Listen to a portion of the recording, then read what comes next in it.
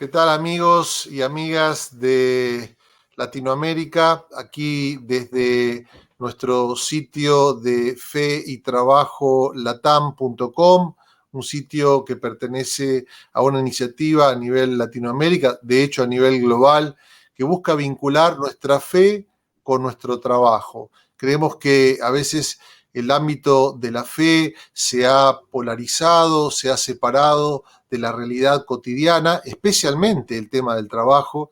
Y en este sitio y en este espacio y en esta iniciativa que estamos realizando, estamos procurando vincularlas otra vez, que nunca deberían haber sido desvinculadas, ¿no? Y en este espacio pequeño que tenemos en este día, en este aporte que queremos hacer, estamos haciendo una serie de entrevistas con personas que nos han impactado por su ejemplo de vida, por su trayectoria, por su trabajo en Latinoamérica. Y en este caso estoy con Raúl Galindo, quien es un hermano, un amigo, y quien ha estado trabajando profundamente en Latinoamérica, en varios países, en el ámbito comercial, pero con una experiencia también en el área académica, educativa, y ya vamos a conocerlo un poquito más. Así que te damos la bienvenida, querido Raúl. Gracias por este Gracias. momento. Y bueno, ¿qué tema es el que nos toca conversar, ¿no? En Latinoamérica, tan convulsionada nuestro querido continente. ¿Cómo lo ves? Sí, bueno, Marcelo, ante todo, muchas gracias por la oportunidad. Feliz de estar aquí y bueno, compartiendo un ámbito muy importante y por supuesto, yo diría el más relevante en mi vida, que es la parte espiritual, la parte de mi fe. Y sí, como tú comentabas, pues bueno, mi experiencia es pues ya de varias décadas, ya de varias Wow. décadas, desde el 85 estoy trabajando de manera formal, siempre en el área comercial, y Dios me ha dado la oportunidad de trabajar en distintos países y conocer prácticamente todos los países de América Latina en algunas Wow. asignaciones que he tenido, no viviendo en todos, pero realmente conociendo realidades bien profundas. Y es algo bien interesante lo que comentabas, Marcelo, de nuestra América Latina, como tú dices, tan convulsionada. Pero yo sigo viendo lo mismo, ¿no? Yo sigo viendo tal vez modelos, vamos a decir, económicos o políticos diferentes y que van emergiendo, pero que siguen teniendo una profunda raíz en una necesidad de las personas de encontrar identidad en algo que va más allá de sí mismos y que muchas veces intentan, algunos, hacerlo dentro de su profesión. Y su Qué identidad se vuelve interesante. su profesión y bueno, eso es un símbolo de nuestro mundo roto en el que vivimos.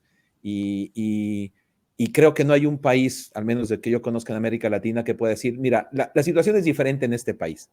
Todos los profesionales que he podido contactar en todos los países, todos los mercados, tienen, digamos, esta característica, ¿no? Y la pregunta es, ¿cómo suplo la pregunta, cómo respondo a la pregunta, ¿quién soy yo? A través del trabajo. A través del trabajo. Qué interesante. Eh, ahí en tu experiencia, porque no solamente tenés una experiencia muy amplia en el ámbito propiamente laboral, sino también académico. Y la gente muchas veces busca también en el espacio y en los títulos, en lo que uno va aprendiendo y conociendo, incorporando, también una forma de identidad, ¿verdad? Me imagino que esto es así también. Sí, también, de hecho, he notado, por ejemplo, cuando dos partes, ¿no? Déjame hablarte desde la experiencia en la que Sí, por favor. yo era estudiante, yo era parte de de los profesionales que se querían capacitar y sabía que si no me capacitaba me iba a quedar obsoleto o iba a tener una desventaja competitiva en lo profesional, ¿no? Y se hablaba de, bueno, ten tu título de tu bachillerato, de tu grado, y después ahora ten tu posgrado y ahora ten varios posgrados o varias maestrías. Pero también viéndolo ahora desde el punto de vista académico, nuevamente, ¿no? Esta profunda necesidad de demostrar a través de algo, y en este caso de un documento, de un cartón, de un diploma, que se ha logrado hacer algo. Mira, hay algo bien relevante. Tengo 11 años viviendo en el Perú Bien. y amo este país, la gente me ha recibido muy bien, ha sido una bendición para mi vida y para la de mi familia. Algo que he notado muy importante para entender la forma de cultura aquí en el Perú es que es muy importante mostrar progreso, símbolo de progreso, ¿no? Es un país que viene creciendo de manera importante desde, digamos, desde el año 2000, pero los últimos 10 o 15 años han sido de una manera muy acelerada. Y es muy importante progreso. Entonces, el progreso de la familia que va avanzando, ¿no? Teniendo ciertos bienes y cierto crecimiento en lo económico, en lo cultural, y la educación es uno de los primeros tres símbolos de progreso. Fundamental. Entonces, mi hijo ya no va a una escuela oficial, sino ahora puede ir a una privada. Y ahora ya no va a una privada, sino va a una de las mejores privadas. Y de ahí, bueno, los que tenían posibilidad de estar en privada, ahora van al extranjero. Entonces, la educación también es un símbolo de progreso y puede también llegar a convertirse en una identidad en la cual si no tienes un grado, entonces no eres alguien, ¿no? No tienes posibilidad de ser alguien. Y los profesionales, uno pensaría que ya uno que está trabajando, no, esto no sucede porque se suple esta necesidad con el trabajo, pero la presión es tan fuerte que a veces de manera despiadada y de a veces de manera no tan clara, la presión interna laboral es tan fuerte que si no tienes un título no eres nadie. La Y después, competencia, me imagino, ¿no? Marcelo, y no solo eso, sino si no tienes un título, o bueno, si ya tienes un título, ahora la segunda pregunta es, ¿y de qué universidad? O sea, Claro. este deseo desmedido de intentar ser algo más que el otro, en la parte profesional y en la parte académica, también permea en otras áreas.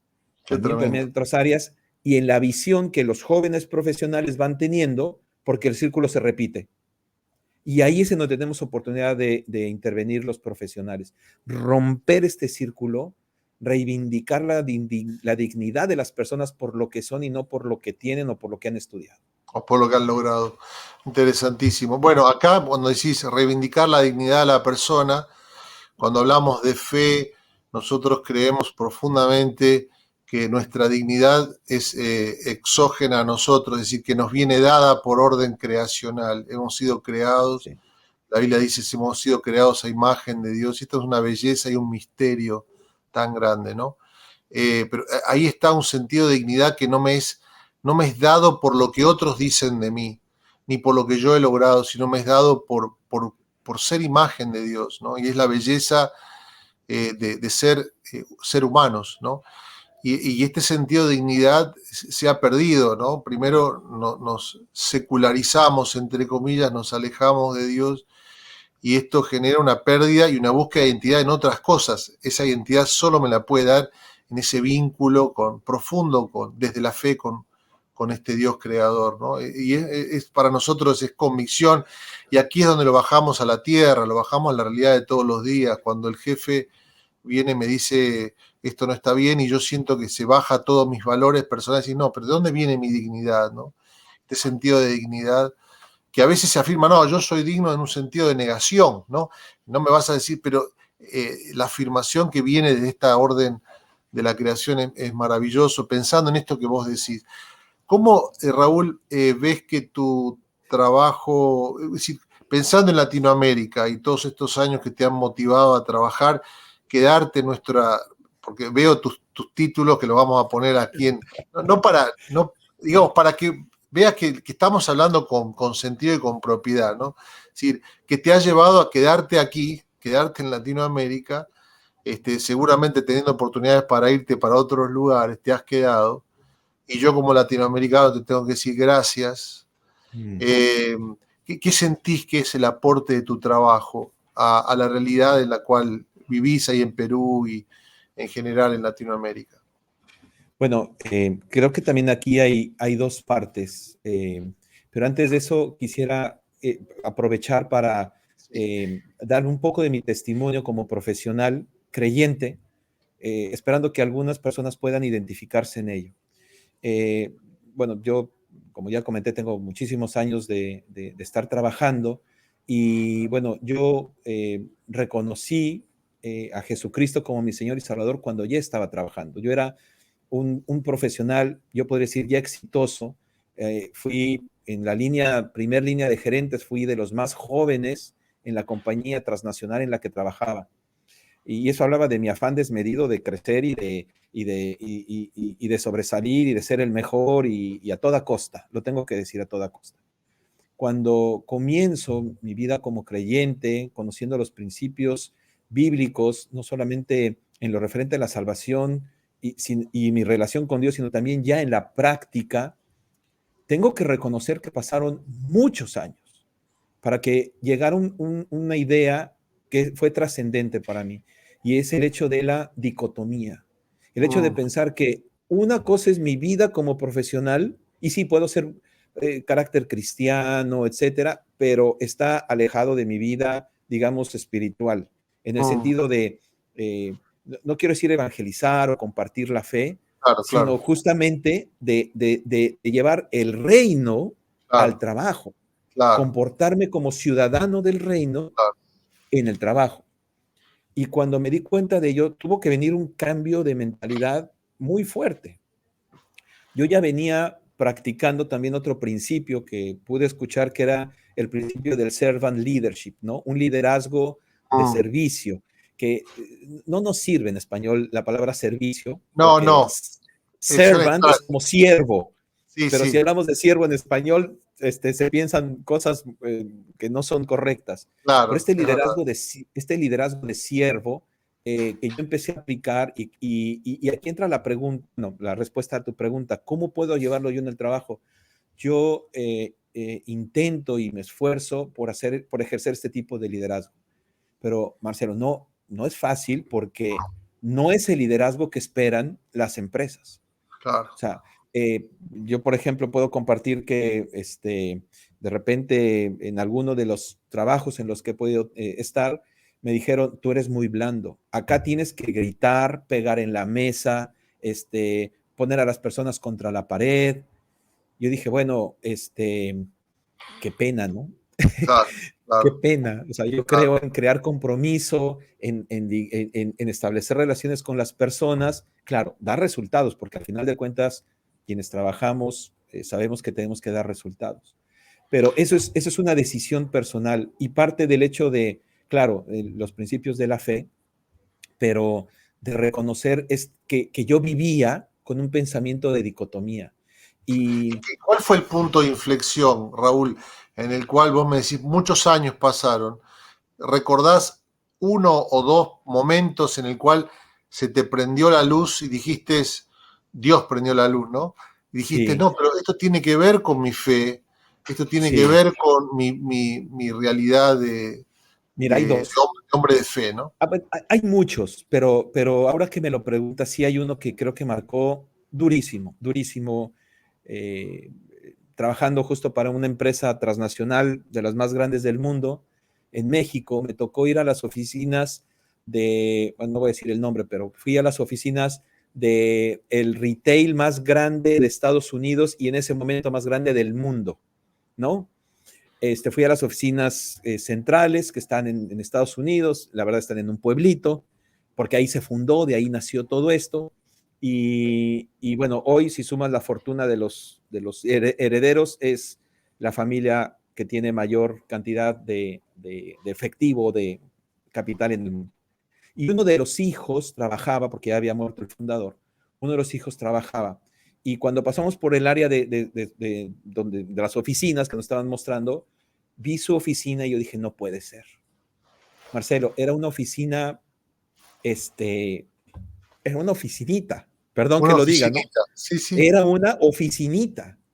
Y además no estaba en el salón principal o en el hall principal. Y entonces ellos son cristianos, es una familia cristiana, que con buenas prácticas de fe. Y la persona que me estaba guiando, yo le pregunté, y él también es cristiano, me dijo, es que él ejerce el servant leadership. Y era muy interesante porque en la etiqueta de su puerta estaban las palabras SL y luego el nombre, ¿no? Y yo pregunté, Servant ¿qué es leader. ese? Así es. Qué Entonces, tremendo. Fue un entonces yo ahí momento dije, para vos que te no, yo abrió la dije, cabeza. yo me creo mucho, yo me creo que estoy viajando a Estados Unidos, que tengo, y yo creo que si me reúno con él, pues él va a decir, te falta mucho. Y ese grado de humildad mostrado en el trabajo a mí me llevó a tomar varias decisiones. Por ejemplo, en un momento también que se necesitó, yo cedí mi oficina, que era una oficina de un metraje, digamos, mayor, y teníamos necesidad de traer a nuevas personas, y yo salí a un cubículo y dejé mi oficina para que entraran 3 personas. Y todos me decían, perdiste estatus, estás loco, ¿qué estás haciendo? Porque yo trabajaba en un cubículo. Entonces, eso me reforzó la idea de que estaba haciéndolo bien, de que Qué yo podía hacer la maravilloso. diferencia. Qué maravilloso escuchar, ¿no? Cómo impacta el Evangelio hablando de identidad. Tu identidad no pasa por el reconocimiento de unos u otros, sino en esta relación, ¿no? Creacional, pero también después redentora con Sí, Jesús que tocó tu vida y tocó tu corazón. Y este espíritu de servicio me hiciste acordar a Jesús cuando llegaron al aposento alto, allí cerca de el momento de ser entregado a la cruz, y estaban por cenar, y él llegó y los discípulos se miraban entre ellos, me imagino, y él tomó la toalla y tomó un recipiente de agua y comenzó a lavar los pies de sus discípulos, ¿no? Dice el texto cuando empieza, sabiendo que él estaba, que todo era suyo, que todo estaba en control bajo su autoridad, que se le había dado todo, y se tomó una palangana y tomó una toalla y comenzó, este espíritu ese, sabiendo que toda su, no pasaba eh, por lo que iba a hacer, sino por lo que él ya era en su relación como hijo de Dios, ¿no? claro. Me encanta, creo que y ahí te quiero preguntar, ¿no? Es decir, ¿sentís que realmente esa relación con Dios te ha marcado en cuanto a tu trabajo y la seguridad que sientes para abordar los desafíos laborales? Sí, sí, sin duda, porque también te iba a comentar el segundo hito, Ah, el ¿no? segundo punto, sí. Sí, el segundo hito creo que fue, pero está ligado justo a lo que me estás preguntando, porque, y eso es todavía aún más reciente, te hablo de un par de años, en el que empecé justamente a involucrarme y a entender qué significa tener una perspectiva de reino en el trabajo. Ya con los principios que nosotros diseminamos aquí en Fe y Trabajo. Y tuve que cambiar nuevamente mi mentalidad, porque tuve que darme cuenta que si bien es cierto yo hacía ciertas cosas, me estaba quedando mucho en el de que las personas lo entiendan. Y no era yo intencional. No era intencional en explicar por qué lo hacía. Y Mm, no tenía que dar una clase bíblica ni mostrar 5 versículos, pero hay principios universales que todas las personas entienden. mm, Entonces yo desde ese momento trato de ser en todo momento intencional para mm, decir por qué hago las cosas. mm, Entonces, cuando tengo un equipo o tengo que llamar la atención a alguien en mi equipo, que sabemos todos que, bueno, las recompensas se hacen, los reconocimientos en público y las llamadas de atención privado, mm, y lo llamo y platicamos, obviamente mantengo su dignidad, pero tomo el tiempo de decirle por qué lo hago. mm. Y cuando me dicen, Raúl, es que me siento más comprometido, no me estás regañando, o sea, cuenta conmigo, digo, pero ¿sabes por qué lo hago? O sea, ¿sabes qué hay detrás de este estilo de liderazgo? Y ahí es cuando tengo oportunidad de decirle que tengo una visión distinta de hacer las cosas. Tremendo.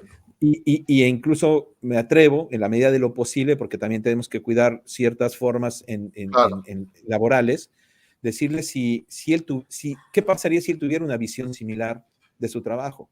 Si no lo ve solamente como un medio de sustento, que es válido y es digno, o como un medio de desarrollar las habilidades que tiene, sino como un medio también para llevar gloria a Dios y hacer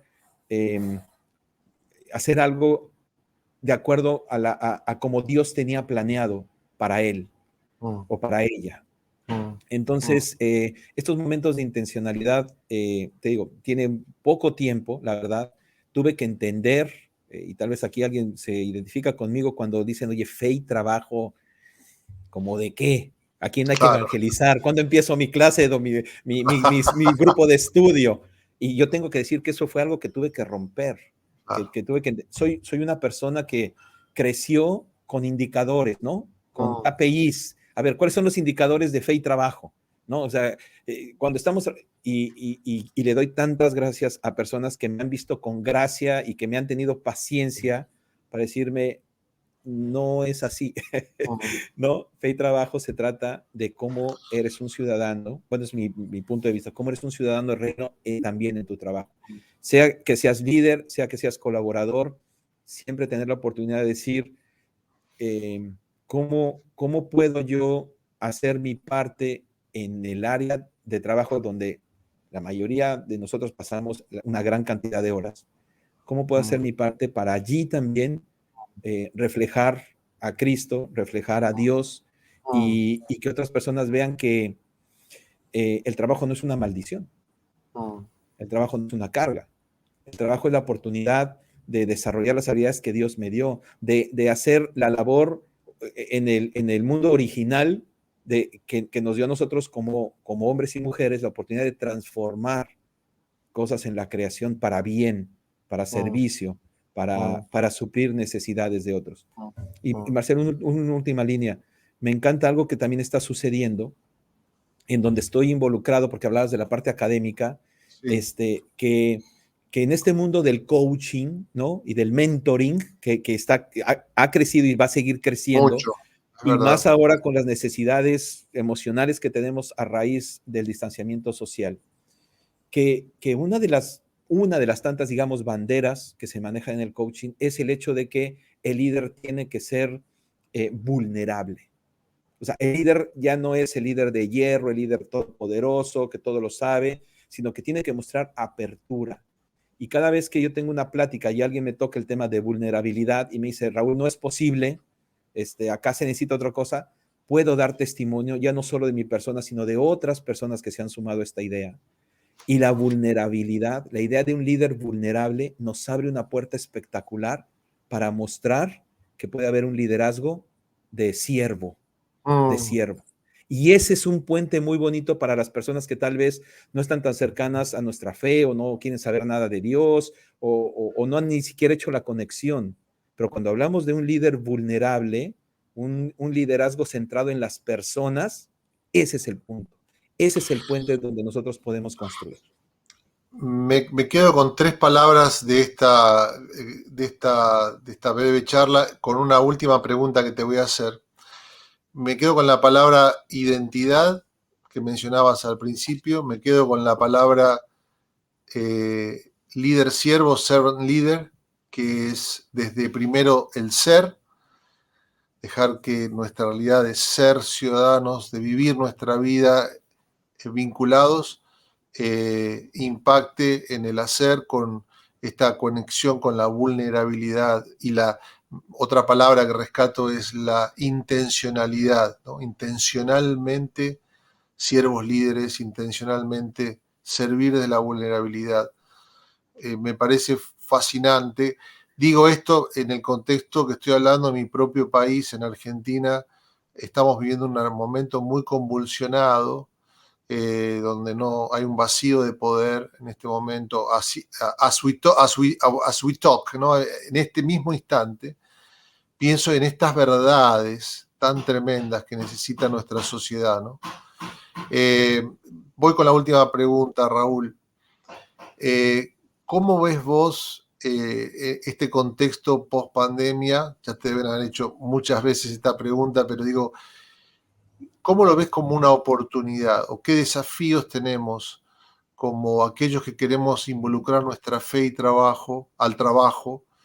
¿Qué desafíos o qué oportunidades ves en este tiempo mirando hacia adelante, específicamente para nuestras ciudades en Mm. Latinoamérica?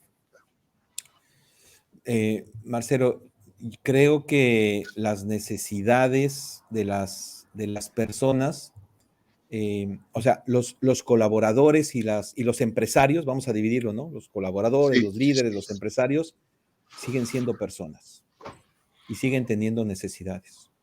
una de las herramientas, y me encantaría aquí usar este tiempo, una de las herramientas que yo he recibido por parte del Ministerio de Fe y Trabajo es esta matriz en la que nos ayuda a identificar la necesidad de la persona de acuerdo a su situación. Personas que relacionando a si tienen trabajo y si tienen un respaldo económico. Y hay personas que tienen mucho trabajo, que se les ha incrementado y tienen mucho respaldo económico, pues tienen una necesidad en particular, porque ahí puede aparecer algo de me va bien y no necesito nada, ¿no? Y no lo voy a explicar, pero me puedo ir a otro extremo donde puede haber personas que no tienen respaldo económico y que no tienen trabajo y están en modo supervivencia. Y claro, adicional a la parte económica, tienen una necesidad espiritual. Entonces, esta herramienta es poderosísima para nosotros que tenemos influencia de alguna manera en grupos, ya sea como que yo sea empresario y tenga colaboradores, o soy jefe, o incluso no tengo ahora trabajo, pero para identificar mi necesidad última, mi necesidad y entender que esa necesidad la va a suplir solamente Dios. Tremendo. Solamente cuando regresemos a entender que nuestra identidad está en Dios y a llevar a las personas a eso, van a poder tener van a poder suplir completamente esta necesidad. Y creo que ahí es una responsabilidad de nosotros, los que tenemos esta posibilidad de hacer accionar nuestra fe. Ya ni siquiera es una oportunidad, creo que es una responsabilidad de llevar restauración a las personas en los momentos en los que estamos pasando. Me quedo con esa palabra restauración como factor esperanza. Cuánto lo necesitamos, ¿no? Y saber que Dios es el Dios de esperanza para la vida y para el trabajo.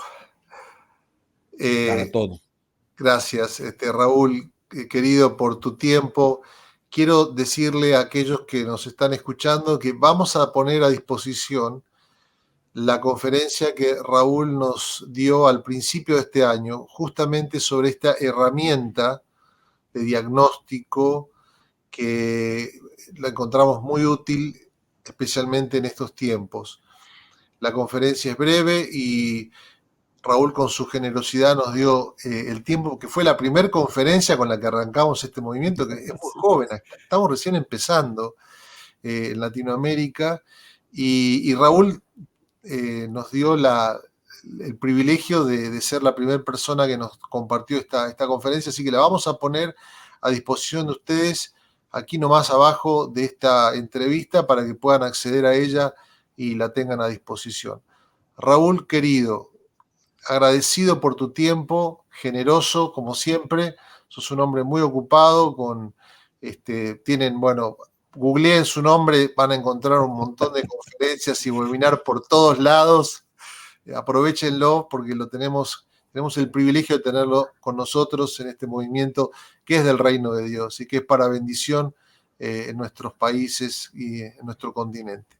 Raúl, otra vez, muy agradecido y seguimos en contacto. ¿Por qué no encontrarnos otra vez y seguir dialogando de estos temas que son tan importantes? Muchas gracias, Marcelo, por la oportunidad. Gracias por todas tus palabras tan generosas y bueno, que toda la gloria y toda la honra de lo que he podido hacer sea solamente para Él, para nuestro Dios. Así es. Muchas gracias otra vez, Raúl. Un abrazo grande. Gracias, Marcelo. Lo mejor. Gracias. Chao, chao. Chao a todos.